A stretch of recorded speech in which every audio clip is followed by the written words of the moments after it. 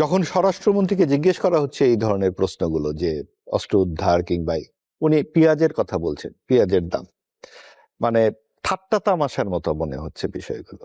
উনি ইনকিলাব মঞ্চকে নামটা কেউ ভুল বলছেন, আবার হাদিকে নাম ফয়সাল বলে বলছেন, অর্থাৎ ওনার মধ্যে নাই আসলে যে হাদি কে।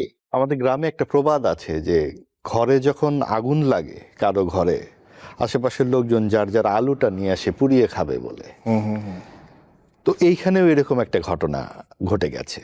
আসলে দেখুন যে এখানে আগুন লেগেছে, মানে হাদি সাহেব গুরুতর আহত। যখন স্বরাষ্ট্রমন্ত্রীকে জিজ্ঞেস করা হচ্ছে এই ধরনের প্রশ্নগুলো যে অস্ত্র উদ্ধার কিংবা উনি পেঁয়াজের কথা বলছেন, পেঁয়াজের দাম মানে ঠাট্টা তামাশার মতো মনে হচ্ছে বিষয়গুলো। অর্থাৎ স্বরাষ্ট্রমন্ত্রী যারা হয়, সেটা আওয়ামী লীগের আমলেও আমরা দেখেছি। ওই যে রানা প্লাজার সময়ে যে বিএনপি এসে বোধ হয় খাম্বা ধাক্কা দিচ্ছে, আমরা বিএনপির স্বরাষ্ট্রমন্ত্রীকে বলতে শুনেছি আল্লাহর মারা আল্লাহ নিয়ে গেছে। এখন শুনছি বর্তমান স্বরাষ্ট্র উপদেষ্টা বলছেন যে পেঁয়াজের দাম 25 টাকা বেড়ে গেছে। এবং আজকে শুনলাম উনি একটা ভিডিওতে যে উনি ইনকিলাব মঞ্চকে নামটা কেউ ভুল বলছেন, আবার হাদিকে নাম ফয়সাল বলে বলছেন, অর্থাৎ ওনার মধ্যে নাই আসলে যে হাদি কে।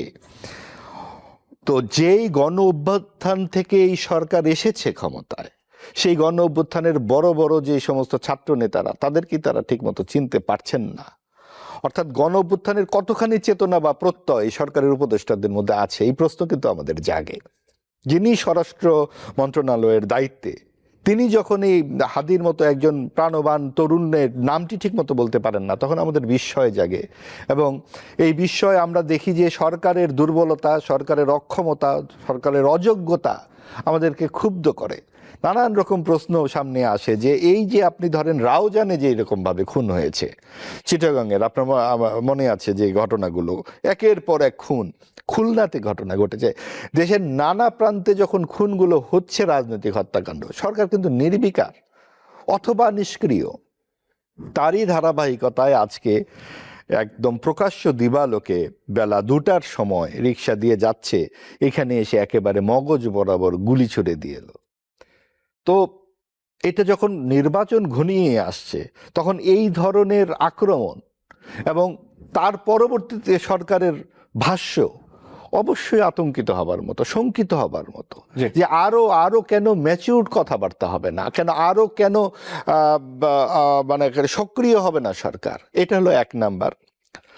2 নাম্বার হচ্ছে যে এই যে ঘটনাটি ঘটেছে, অবশ্যই যারা এখানে পলাতক 1 নাম্বার সন্দেহভাজন হিসেবে তাদেরকেই বলতে হয় যে আওয়ামী লীগের নেতারা যারা বিদেশ থেকে হুঙ্কার দিচ্ছেন, অনুতপ্তহীন লজ্জাহীনভাবে কথা বলছেন, তাদেরকে অবশ্যই সন্দেহের বাইরে রাখার তো কোনো কারণ নাই। কিন্তু এটা আবার এরকম না হয় যে আওয়ামী লীগের সময় কোনো ঘটনা ঘটলেই বিএনপি জামাতের উপরে দোষ দেওয়া হতো, কোনো রকম তদন্ত না করেই। এখনো এরকম যাতে না ঘটে, অর্থাৎ আমরা জানতে চাই এবং এটা আর যেন পুনরাবৃত্তি না ঘটে। আপনার সময় ঘনিয়ে আসছে, দেশ পুরোপুরি নির্বাচনের জন্য প্রস্তুত। এখন সরকারের যেই দুর্বলতাগুলো আছে সেইগুলো যেন আরো বেশি স্পষ্ট না হয়। অনেক ধন্যবাদ।